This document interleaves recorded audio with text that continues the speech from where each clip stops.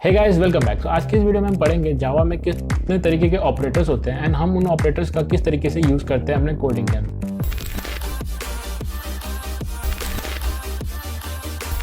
जैसा कि आप मेरे स्क्रीन पे देख सकते हैं, मैंने यहाँ पे बहुत लंबा कोड लिखा हुआ है। ठीक है, तरह तरह के ऑपरेटर्स का यूज़ करके आपको समझाने के लिए पहले से कोड लिखा हुआ है ताकि हम लोग एक अच्छे पेज के साथ इसको समझ पाएँ, वरना वीडियो बहुत ज़्यादा लेंदी हो जाता है। अगर आपको भी कोई क्लास क्रिएट करना है, आपको पता ही होगा, आपको प्रोजेक्ट्स में जाना है, उसके बाद आपको एसआरसी में आकर राइट क्लिक करके न्यू और यहाँ पे जावा क्लास पे क्लिक करके आपको अपने क्लास बना लेना है। ठीक है, क्लास बनाने के बाद आपको कुछ ऐसा ही पैनल खुलेगा। ठीक है, पब्लिक क्लास ऑपरेटर्स करके जो भी आप अपना नाम देंगे उस तरह से खुलेगा। अब देखो यहाँ पे मैंने कुछ लिखा हुआ है, operators are the constructor that can manipulate the value of the operands. Operands क्या होते हैं? जैसे अगर 2+3 लिख रहे हो तो उसमें 2 और 3 आपके ऑपरेंड्स हैं और जो आपका प्लस साइन है वो आपका ऑपरेटर है, तो वो क्या करेगा, 2+3 को ऐड करके आपको 5 देगा। इसी तरीके के जब हम जावा करते हैं तो भी बहुत तरीके के तरह तरह के ऑपरेटर्स यूज होते हैं। तो पहला अर्थमेटिकल ऑपरेटर हो गया, यूनिनरी ऑपरेटर हो गया, आपका असाइनमेंट ऑपरेटर हो गया, और भी होते हैं जैसे relational operator, logical operator and ternary operator, shift operator, bitwise operator. तो आज की इस वीडियो में हम सब पे बात करें। तो सबसे पहले हम लोग बात करते हैं अर्थमेटिकल ऑपरेटर क्या होते हैं। अर्थमेटिकल ऑपरेटर नाम से समझ में आ रहा है, मैथ्स में भी किया है, एडिशन सब्ट्रैक्शन, इसी को अर्थमेटिकल ऑपरेटर्स कहते हैं। देखो मैंने यहाँ पे क्या किया है, पहले क्लास क्रिएट किया ऑपरेटर्स करके। ठीक है, उसमें मेन फंक्शन घुसाया ताकि मैं अपना प्रोग्राम लिख सकूँ। बिना मेथड क्रिएट किए तो होगा नहीं। देखो मैंने यहाँ पे कमेंट का यूज़ किया है ताकि तुम लोग को और सही से समझ में आए। तो यहाँ पे देखिए, अगर जैसे कि मैंने यहाँ पे क्या किया, INT के अंदर A और B को वेरिएबल लिए हैं, उसमें एक एक वैल्यू असाइन किए हैं 12 और 5। अब देखो इसके बाद एडिशन ऑपरेटर यूज़ कर रहा हूँ मैं। तो मैं यहाँ क्या करता हूँ, system dot out print ln लिखा, एक आउटपुट कमांड दिया और A+B इक्वल्स टू। ठीक है, देखो तो ये A+B जो है मैंने इन्वर्टेड कॉमर्स के ऊपर लिखा होता है, ये तो तुम्हारा एग्जीक्यूट होगा नहीं, तो बस आउटपुट में प्रिंट हो जाएगा। बट यहाँ देखो, ये जो मैंने प्लस के बाद A+B किया है, मैंने कोई एक अलग वेरिएबल लेके उसके अंदर AB स्टोर नहीं किया, मतलब एडिशन ऑफ AB स्टोर नहीं किया, मैं डायरेक्ट आउटपुट के टाइम ही प्रिंट कर रहा हूँ। ठीक है, तो तुम लोग को समझ में आ रहा होगा कि तुम लोग ऐसे भी कर सकते हो। मैंने प्रीवियस वीडियो में बताया था कि 2 तरीके होते हैं, या तुम डायरेक्ट आउटपुट दिखा लो या पहले उसको किसी वेरिएबल में डालो, उस वेरिएबल का आउटपुट दिखा दो। जैसे कि अगर मैं A+B को पहले किसी वेरिएबल में डालता, अगर C इक्वल्स टू A+B करता, तो मैं आउटपुट में क्या लिखता, system dot print addition of 2 number C, addition का सिंबल देके +C ना। वैसे ही मैं वो ना करके डायरेक्ट स्टेप कर रहा हूँ, A+B को ब्रैकेट में लिख दे रहा हूँ एडिशन के बाद। ठीक है, तो जब तुम इसको रन करोगे तुमको A+B का आउटपुट आ जाएगा। मैं अब इसको रन करके दिखाऊंगा। ठीक है, उसी तरीके के सब्ट्रैक्टर ऑपरेटर यूज किए हैं मैंने, मल्टीप्लिकेशन ऑपरेटर यूज किया है यहाँ पे। ठीक है, फिर यहाँ पे आपका ये डिवीजन ऑपरेटर हो गया। और ये बहुत तुम लोग के लिए, अगर तुम लोग कंप्यूटर में फर्स्ट टाइम अगर आए होगे तो ये मॉड्यूलर ऑपरेटर रहता है, बहुत लोग के लिए नया होगा। इसमें क्या होता है, जैसे कि ये डिवीजन है, इसमें तुमको क्वेश्चन मिलेगा। फॉर एग्जाम्पल 5 को अगर तुम 2 से डिवाइड कर रहे हो, ठीक है, तुमको क्वेश्चन क्या आएगा, तुम्हारा 2×2=4 करके आएगा ना। तो 2 जो तुम्हारा ऊपर बचेगा, क्वेश्चन पढ़े होगे, क्वेश्चन रिमाइंडर होता है, तो क्वेश्चन 2 है। बट ये जो हम लोग मॉड्यूलर यूज करते हैं, इससे रिमाइंडर आएगा। तो वही अगर हम फिर से करते हैं 5/2, तो इस बार रिमाइंडर 1 होता है, तो इसमें हम लोग को रिमाइंडर बताता है, इसका आउटपुट आएगा 1 और यहीं पे डिवीजन का आउटपुट आएगा 2। समझ गए? तो इसको हम लोग रन कर देते हैं। इससे पहले एक काम करता हूँ, मैंने अभी तक नीचे जितना भी कोड लिखा हुआ है ना, इसको एक बार मैं कमांड कर देता हूँ ताकि ये एग्जीक्यूट ना हो, ये बस कमांड बन के रह जाए। तो कुछ नहीं करना है, बस अल्ट दबा के आपको बैक / दबाना है, सॉरी कंट्रोल दबा के आप लोगों को एक बार फ्रंट / दबाना है। और जैसे आप फ्रंट / दबाओगे आपको पूरा सेलेक्ट हो जाएगा, वो एक आपका कमांड बन जाएगा जहां तक आपने उसको सेलेक्ट किया है। एक बार आपको सबको कमांड बना दिया, मतलब कमेंट कर दिया, कमांड कह रहा हूँ मैंने, कमेंट बना दिया, तो उसके बाद आप खाली जो आपका बचा हुआ है कोड वो रन कर सकते हैं आसानी से। ठीक है, आ गया है A+B का 17। अच्छा मैंने क्या क्या लिया था, 12+5, तो 12+5 17, A-B 7। देख रहे हो, कोड के साथ आप मिला के देख सकते हो। ठीक है, यहाँ मल्टीप्लिकेशन देख सकते हो, मल्टीप्लिकेशन के बाद यहाँ डिवीजन और ये मॉड्यूल देख सकते हो। तो यहाँ पे भी 2 आ रहा है। देखो 2 क्यों आ रहा है, क्योंकि ये वैल्यू ए का 12 है और ये 5 है। ठीक है, अगर हम लोग 12 को 5 से डिवाइड करते हैं तो रिमाइंडर भी 2 आएगा। ठीक है, 5×2 = 10, बचेगा कितना, रिमाइंडर 2। और अगर आप क्वेश्चन भी देखते हो तो 5×2 = 10 ना, 5×2 कितना होता है 10। तो क्वेश्चन, और अगर मैं यहाँ पे काम करता हूँ, तुम लोग की ना थोड़ा वेरिएबल चेंज कर देता हूँ।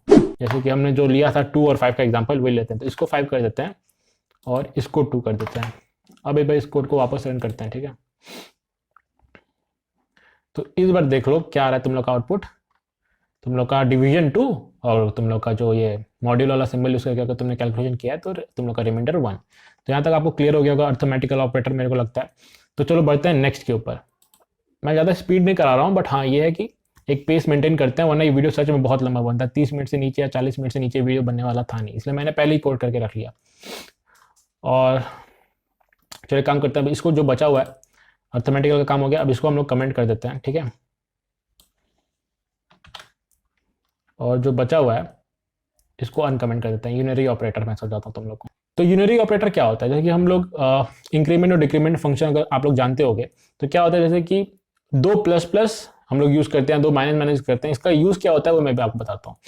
जैसे यहाँ पे देख सकते हो INT के अंदर मैंने एक सी वेरिएबल लिया जिसके अंदर 10 का वैल्यू असाइन किया है, ठीक है। और भी मैंने दो वेरिएबल लिए हैं आई और जे, उसको मैं बताता हूँ क्यों लिया है, आपको दिखाता हूँ। अगर सी के बाद देखो ये है आपका इंक्रीमेंट फंक्शन, आप प्लस प्लस यूज करें तो प्लस है तो इंक्रीमेंट ही होगा, लेकिन ये एक स्टेप बाद होगा। मतलब अभी अगर इस टाइम अगर आई के अंदर जो वैल्यू स्टोर हो रहा होगा ना सी का, वो 10 ही होगा। बट जब नेक्स्ट टाइम अगर हम वापस उस सी को यूज करेंगे तो उसका वैल्यू 11 हो चुका होगा। मींस एक स्टेप छोड़ के जब आप उसको यूज करोगे तो उसका वैल्यू 11 होगा, बट उसी इंस्टेंस पे उसका वैल्यू 10 ही रहेगा। बट वही अगर आप सी के पहले दो बार प्लस प्लस यूज करते हो तो उसका वैल्यू उसी टाइम उसी इंस्टेंस पे चेंज हो जाएगा। जैसे कि अगर यहाँ पे जे में अगर मैं सी प्लस प्लस स्टोर कर रहा हूँ तो इसका वैल्यू इसी टाइम 11 हो चुका होगा, ठीक है। तो यहाँ पे मैं एक सिंपल एग्जांपल दिखाता हूँ आपको, रुको। मानो यहाँ पे मैंने इसको पहले कमेंट कर दिया, ठीक है, और फिर ये प्रोग्राम को रन किया तो आउटपुट क्या आएगा? ऑफ कोर्स सब बात है 10 आएगा, जैसे मैंने आप लोग को बताया, ठीक है। जैसा आप लोग को बताया वैसे ही 10 आएगा, क्योंकि अभी ये इंक्रीमेंट नेक्स्ट स्टेप में होगा, अभी नहीं होगा, ठीक है, क्योंकि बाद में प्लस प्लस लग रहा है, सी के बाद लग रहा है। अब मानो अगर मैं अभी सी को कमेंट कर दूं, ठीक है, और तुम्हारा ये जो जे का वैल्यू था इसको अनकमेंट कर दूं, तो अगर मैं इसको वापस रन करूं ना, तुम देख लो यहाँ पे जे का वैल्यू 11 आएगा, क्योंकि सी के पहले प्लस प्लस लिखा हुआ है। तो उसी इंस्टेंट पे वो सी का वैल्यू को एक स्टेप आगे मतलब +1 कर देगा, इंक्रीमेंट कर देगा +1 से, ठीक है। तो यहाँ पे तुम समझ गए इंक्रीमेंट फंक्शन डिक्रीमेंट फंक्शन क्या होता है। इसी तरीके से C minus minus C plus plus होता है। मतलब थोड़ा फनी है बट मैं बता देता हूँ, मैंने इसको कैसे याद किया था कि कौन सा प्लस प्लस किधर रहेगा तो इंक्रीमेंट +1 होगा -1 होगा। देखो पहला सिंपल सा बात है कि जो प्लस है वो तुम्हारा इंक्रीमेंट के लिए, जो माइनस है वो डिक्रीमेंट के लिए, ठीक है। तो अगर प्लस किसी भी वेरिएबल के बाद में लग रहा है, जैसे प्लस प्लस तो बाद में लग रहा है, मतलब क्या, बाद में वो उसका वैल्यू बढ़ेगा, एक स्टेप बाद बढ़ेगा। बट वो अगर पहले लग रहा है तो मतलब इसी टाइम बढ़ जाएगा। ऐसे थोड़ा सा मतलब फील कर सकते हो क्या बोल रहा हूँ मैं, कि सी के बाद प्लस प्लस लग रहा है तो वैल्यू बाद में बढ़ेगा, और सी के पहले अगर प्लस प्लस लगा दे रहा हूँ मैं, मीन्स उसको अभी बढ़ाना है मेरे को, वो वैल्यू अभी इंक्रीमेंट या डिक्रीमेंट होगा। अगर माइनस में लगाऊंगा तो अभी डिक्रीमेंट होगा, अगर पहले लगा रहा हूँ सी का, और बाद में अगर कुछ भी लगा रहा हूँ मैं प्लस प्लस या माइनस में, तो वो एक स्टेप बाद होगा। चलो उसका भी मैं एग्जाम्पल दिखाता हूँ तुमको। मानो यहाँ पे मैं इसको भी अनकमेंट करके एक बार रन कर देता हूँ दोनों को एक साथ, ठीक है। यहाँ पे मैं रन करता हूँ तो देखो क्या हो रहा है। सी के अंदर वैल्यू है 10, ठीक है। उसी इंस्टेंट पे आएगा वैल्यू क्या होगा 10, क्योंकि सी का वैल्यू नेक्स्ट स्टेप में बढ़ेगा एक कदम, ठीक है, या फिर 11 नेक्स्ट स्टेप पे होगा। नेक्स्ट स्टेप में जब सी यहाँ आ गया, ठीक है, जहाँ पे तुम देख पा रहे हो, यहाँ जब सी आ गया तो उसका वैल्यू क्या है 11। बट उसी टाइम में उसको बोल रहा हूँ वापस तुम एक इंक्रीमेंट कर लो, अपना 11 था ही, तुम वापस एक इंक्रीमेंट करो तो क्या हो गया 12, और वो उसी इंस्टेंस पे हो गया जे के लिए, इसलिए जे का वैल्यू यहाँ पे 12 आ रहा है। तो अब मेरे को लग रहा है एकदम सिंपल आप लोगों को क्लियर हो चुका होगा। अगर माइनस का भी सेम है, माइनस तुम लोग इसी कोड को लेना और तुम लोग माइनस करके देख लेना, ठीक है, बहुत आसान है, समझ गए होगे तुम लोग आसानी से। अब चलो इसको कमेंट कर देते हैं और नेक्स्ट पे चलते हैं। ये आ गए हम लोग अब असाइनमेंट ऑपरेटर पे, ठीक है। असाइनमेंट ऑपरेटर क्या है कि चीज़ को असाइन करना, इक्वल टू साइन, समझ ही गए होगे तुम लोग, इतना तो ब्रेव हो ही ना। तो देखो यहाँ पे मैंने फिर से एक वेरिएबल ले लिया डी, उसमें 4 वैल्यू डाल दिया, ठीक है। एक और INT वेरिएबल ले लिया VAR करके, मतलब वेरिएबल ही ले लिया उसके नाम में, ठीक है। देखो यहाँ पे क्या कर रहा हूँ मैं ना, इक्वल्स टू साइन यूज करके डी का जो वैल्यू है 4 उसको VAR के अंदर असाइन कर रहा हूँ। मीन्स VAR का वैल्यू क्या होगा सॉरी VAR का वैल्यू क्या हो गया होगा 4, क्योंकि डी का वैल्यू मैंने VAR में असाइन कर दिया। देखो जब भी तुम कोई इक्वल साइन यूज करते हो ना, तो इधर का जो वैल्यू होता है, सॉरी मैं सर्कल, इधर का जो वैल्यू होता है वो इस वाले वेरिएबल के अंदर असाइन हो जाता है, ठीक है। जो भी इक्वल्स टू के लेफ्ट हैंड साइड में होगा उसके अंदर वेरिएबल वैल्यू असाइन हो जाएगा। तो डी का वैल्यू जो है वो VAR में असाइन हो गया। नेक्स्ट टाइम क्या होगा, अब देखो, तो जब यहाँ पे मैं प्रिंट करूंगा VAR तो 4 आएगा। अब देखो इसके बाद मैं क्या कर रहा हूँ, VAR plus equals to D. इसका मतलब क्या है, इसका मतलब कुछ नहीं, अगर मैं तुमको करके बताऊं तो इसका मतलब है VAR इक्वल्स टू, ठीक है, VAR प्लस डी। इसका सिंपल सा मतलब ये है, जो प्लस इक्वल्स टू डी लिखा है इसका सिंपल सा मतलब होता है VAR equals to VAR plus D. तो VAR का पहला वैल्यू क्या था 4, डी का तो वैल्यू दिया ही हुआ है 4, तो 4 प्लस 4 क्या आएगा यहाँ पे 8। इसी तरीके से समझना है, ठीक है। VAR मल्टीप्लीकेशन में साइन इक्वल्स टू डी, इसका मतलब क्या है, सेम यही है, जो यहाँ पे मैंने लिखा है इसको मैं एक बार कॉपी कर लेता हूँ, ठीक है, और यहाँ पे लाके पेस्ट कर देता हूँ, और बस यहाँ पे एडिशन की जगह यहाँ पे मेरे को बस मल्टीप्लिकेशन का साइन लगा देना है, समझे, सिंपल है। V R equals to V R into D. तो वी आर का वैल्यू, अब देखो पहला वैल्यू तो यहाँ पे 4 था, फिर यहाँ पे कुछ उसमें कैलकुलेशन किया तो हम लोगों ने वी आर का वैल्यू 8 हो गया। अब जब यहाँ यूज करेंगे तो वी आर का वैल्यू क्या होगा, ऑफकोर्स अब बात है 8 होगा, क्योंकि कंप्यूटर में हम लोगों ने कहीं नहीं बताया कि आप वी आर का वैल्यू 0 कर दो या फिर वापस उसको 4 कर दो, तो कंप्यूटर तो उसी को लेके काउंट करते रहेगा, जिसमें आप उसमें जितना एडिशन करते रहोगे वो उतना उसको काउंट करते रहेगा। तो यहाँ पे आप देख सकते हो कि वी आर का वैल्यू यहाँ पे 8 है, तो 8 इंटू 4 32, तो आउटपुट 32 आना चाहिए। इसको रन कर लेते हैं,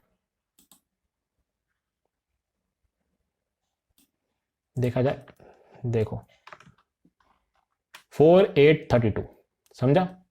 4 क्योंकि वी आर में पहले डी का वैल्यू आया, 8 इसलिए क्योंकि वी आर प्लस 4 किया हमने डी के साथ, ठीक है, और 32 इसलिए क्योंकि वी आर का वैल्यू 8 हो चुका था, इंटू 4 डी का वैल्यू के साथ इंटू किया तो हमने 32 आया। सिंपल है, बहुत आसान था असाइनमेंट ऑपरेटर सीखना।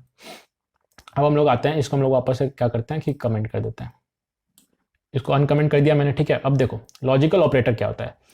लॉजिकल ऑपरेटर नाम से समझ में आ रहा है, कुछ लॉजिक अगर हम लोग यूज कर रहे हैं कि ये होगा तो वो कर देना, वो होगा तो ये कर देना, कुछ लॉजिक का खेला है, ठीक है।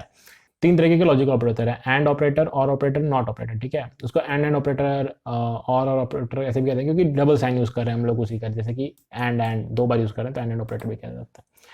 देखो तो यहाँ पे क्या हो रहा है, एंड ऑपरेटर का ये है कि अगर तुम दो कंडीशन है जिसमें एक भी फॉल्स है, ठीक है, तो वो फॉल्स आउटपुट देगा। जैसे यहाँ पे तुम एग्जांपल दे सकते हो 5 is greater than 3 and 8 is greater than 5, ठीक है। यहाँ पे तुम्हारा एक कंडीशन गलत है, ये सॉरी दोनों कंडीशन सही है, 5 is greater than 3 and 8 is greater than 5, तो ट्रू आउटपुट देगा। बट वहीं पे 5 is greater than 3 and 8 is less then 5, ये कंडीशन फॉल्स है। यहाँ एक भी कंडीशन फॉल्स हो गया तो आउटपुट फॉल्स आएगा, ठीक है, इतना समझ गया।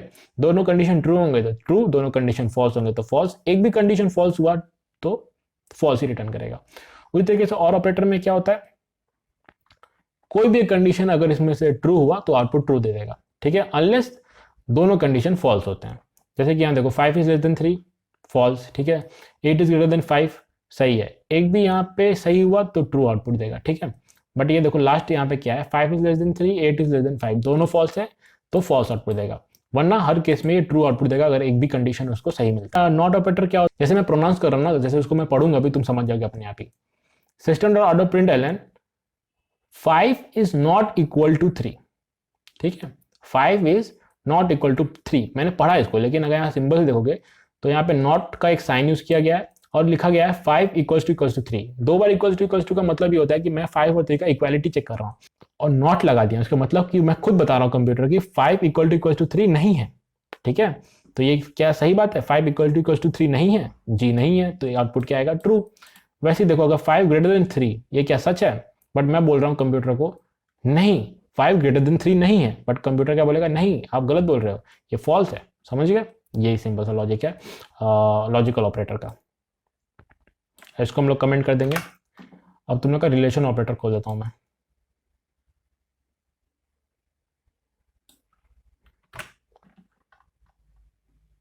तो ये तुम लोग का रिलेशनल ऑपरेटर, ठीक है, एक तुम लोग को दो ऑपरेंड्स के बीच में रिलेशन बताता है, सिंपल सा चीज है। जैसे कि देखो जी और एच करके दो वेरिएबल है, जिसके अंदर जी के अंदर 7 वैल्यू है, एच के अंदर 11 वैल्यू है। यहाँ पे तुम देख सकते हो इक्वल टू जो सिंपल है, इक्वालिटी कंपेयर करता है, जो अभी मैंने बस ऊपर ही बताया, तो जी इक्वल टू एच है, नहीं फॉल्स। यहाँ पे मैंने दिखा भी दिया है आउटपुट कमेंट करके, मैं रन करके भी दिखा दूंगा। अच्छा मैंने ऊपर को रन नहीं किया ना, छोड़ दो उसको, तो मैंने कमेंट करके दिखा दिया, इसको मैं रन कर दूंगा। देखो यहाँ पे अगर क्या लिख रहा है, नॉट इक्वल्स टू, जो हम लोग ने यूज किया ऊपर, तो यहाँ क्या बोल रहा है, G is not equals to H, क्या ये सही बात है, जी सही बात है, ट्रू आउटपुट देगा हम लोग को। जी इज ग्रेटर देन एच, क्या जी ग्रेटर देन एच है, नहीं फॉल्स है ये, तो कंप्यूटर में फॉल्स आउटपुट देगा। फिर हम कंप्यूटर को बोलेंगे क्या जी लेस देन एच है, बोलेगा जी ट्रू, 7 लेस देन 11 होता है। फिर हम लोग कंप्यूटर को बोलेंगे कि जी कंप्यूटर जी ने जी जो वेरिएबल है वो greater than equals to H है, तो कंप्यूटर क्या बोलेगा फॉल्स, ये greater than equals to H नहीं है।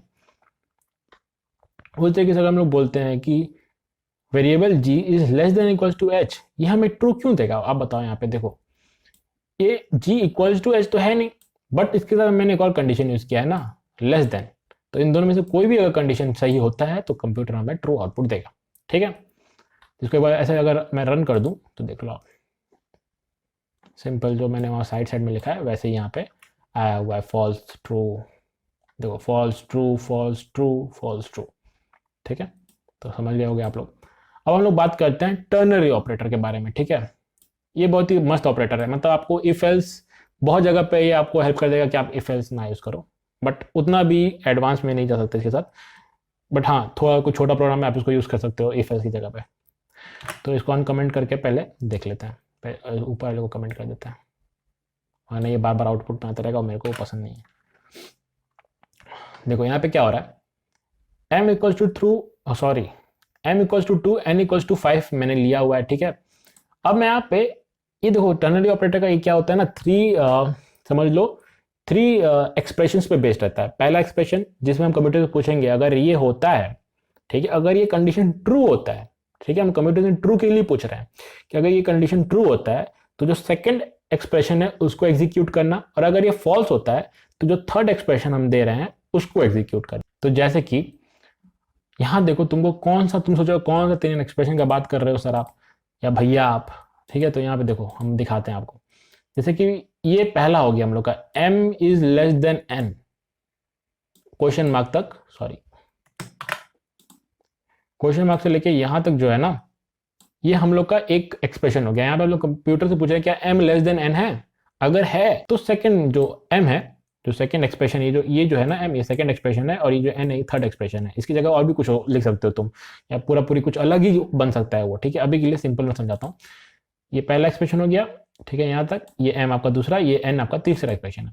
कंप्यूटर से हम बोलते हैं अगर ये पहला एक्सप्रेशन अगर ट्रू होता है तो ये सेकंड एक्सप्रेशन m को एग्जीक्यूट करना, वरना n को एग्जीक्यूट कर देना थर्ड एक्सप्रेशन, ठीक है। वरना नहीं, अगर फॉल्स होता है तो n को एग्जीक्यूट कर देना। सिंपल ट्रू फॉल्स का है। तो देखो पहले m is less then n है, जी है, ठीक है।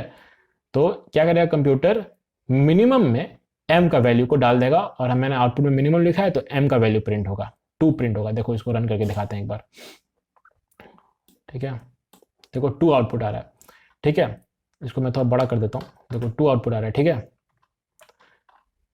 अगर मानो यहाँ पे मैं काम करता हूँ ना, इसको 5 कर देता हूँ और n का वैल्यू को 2 कर देता हूँ, उसके बाद इसको वापस अगर रन करते हैं तो देखो इस बार क्या होगा,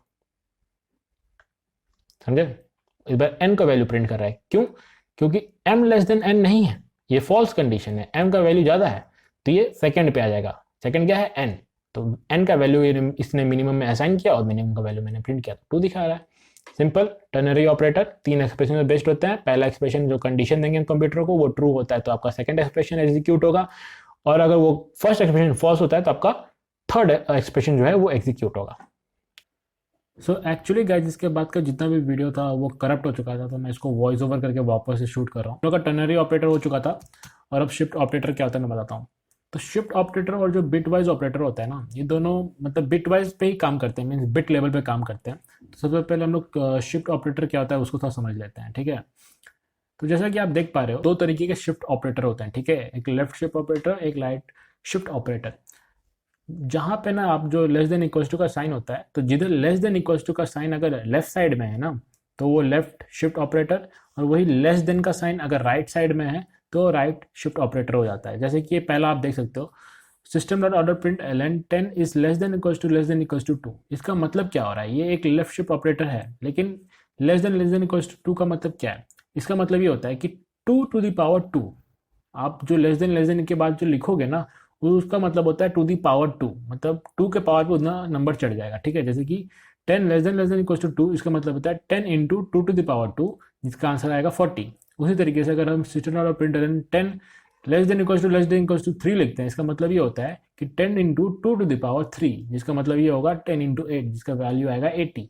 इसी तरीके से अगर हम लोग राइट शिफ्ट ऑपरेटर यूज करते हैं, ठीक है, तो वहां पे क्या होता है, हम लोग ग्रेटर देन का साइन यूज करना पड़ेगा।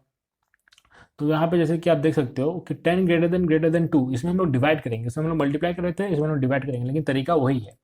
अगर ग्रेटर देन के बाद 2 लग रहा है तो इसका मतलब 2 टू द पावर 2, हम लोग को 10 को 4 से डिवाइड करना पड़ेगा। 20 इज ग्रेटर देन 2, इसका मतलब है कि 20 को बाय 4 डिवाइड करना पड़ेगा हम लोग को।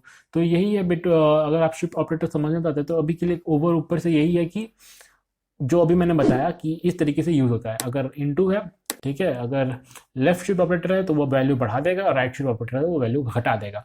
अभी के लिए इतना समझना है, क्योंकि अगर इसको बहुत डिटेल में समझेंगे ना तो ये बहुत ही एक अलग ही टॉपिक बन जाएगा और अभी उतना हम लोगों को काम है नहीं। अगर हम लोग को कोडिंग में आगे अगर इसका जरूरत पड़ता है तो उसी टाइम मैं आपको समझा दूंगा। अब नेक्स्ट बढ़ते हैं हम लोग, बिट वाइज ऑपरेटर क्या होता है, ठीक है। तो जैसे कि आप यहाँ पे देख सकते हो, मैंने एक r equal to 10, o equal to 5, q equal to 20 अलग अलग वेरिएबल में अलग अलग वैल्यू ले लिए हैं, ठीक है। तो वे जैसे कि यहाँ पे पहला जो मैंने लिखा हुआ है system dot R dot print L N, R is less than O and R plus plus is less than Q, ठीक है। तो आपको पता है एंड का क्या होता है, अगर कोई भी कंडीशन फॉल्स हुआ तो वो फॉल्स आउटपुट दिखाएगा। तो यहाँ पे देख रहे हैं आर इज लेस देन ओ जो है ये फॉल्स स्टेटमेंट है, ठीक है। तो जाहिर सा बात है मेरा आउटपुट फॉल्स आएगा। बट एक चीज़ आपको पता नहीं होगा, अगर हम लोग एंड यूज़ करते हैं ना तो अगर उसका फर्स्ट कंडीशन ही फॉल्स होता है तो rest of the condition bracket का चेक ही नहीं करेगा और वो बाहर आ जाएगा, ठीक है। बट वहीं पे अगर हम लोग bit wise operator of means bit wise and use करते हैं, ठीक है, जो कि बिट वाइज ऑपरेटर है, तो वो क्या करेगा मैं आपको बताता हूँ अभी। तो देखिए पहले यहाँ पे जो हम लोगों ने एंड यूज़ किया तो ये क्या करेगा ना, आर इज लेस देन वो चेक करके बाहर आ जाएगा, फॉल्स दिखा देगा। और जब हम लोग system dot out of print L R करेंगे ना तो आर का वैल्यू 10 रहेगा। बट वहीं जब आप दूसरा स्टेटमेंट देख रहे हैं जहाँ पे R less than equal to O है, ये भी सेम है, ये भी फॉल्स है, लेकिन यहाँ पे सिंगल एंड यूज़ किया हुआ है जो कि एक बिट वाइज ऑपरेटर है। और उसके बाद अगर आप प्लस प्लस लिखा हुआ है लेकिन वो स्टेटमेंट एग्जीक्यूट होगा, ठीक है, एंड के बाद वाला स्टेटमेंट एग्जीक्यूट होगा और इसका जो आउटपुट आएगा वो भी फॉल्स आएगा, लेकिन इसके बाद जो आर का वैल्यू आएगा वो 11 आएगा क्योंकि आर प्लस प्लस एग्जीक्यूट हुआ था। तो यही एक डिफरेंस होता है एक बिटवाइज ऑपरेटर में एक लॉजिकल ऑपरेटर में, कि लॉजिकल ऑपरेटर में एक बार आपका कंडीशन ट्रू हुआ तो वो नेक्स्ट कंडीशन को बिना देखे बाहर निकल जाएगा ब्रैकेट से, और इसमें है कि आपका आगे वाला कंडीशन को भी चेक करेगा। तो आप देखो वैसे बिटवाइज ऑपरेटर ना बहुत डिटेल में समझने वाला चीज़ है, लेकिन मैं उसको समझा नहीं रहा हूँ क्योंकि उतना हम लोग को अगर अभी काम नहीं पड़ने वाला है। जैसे मैंने बताया शिफ्ट ऑपरेटर बिटवाइज ऑपरेटर अभी जो हम आगे जितना भी क्लास करेंगे उसमें काम नहीं पड़ने वाला है, इसलिए मैं भी नहीं समझा रहा हूँ। अगर आगे हम लोग कोई प्रोजेक्ट्स में अगर इसको बनाते हैं, अगर ऐसा काम पड़ता है उस टाइम मैं आपको डिटेल में समझा दूंगा, या फिर इस पर मैं बना दूंगा कोई वीडियो में मन किया तो एक डिटेल वीडियो भी बना के मैं आप लोगों को दे दूंगा। तब तक के लिए इतने रहने दो, मिलते हैं नेक्स्ट क्लास में, तब तक के लिए कीप कोडिंग।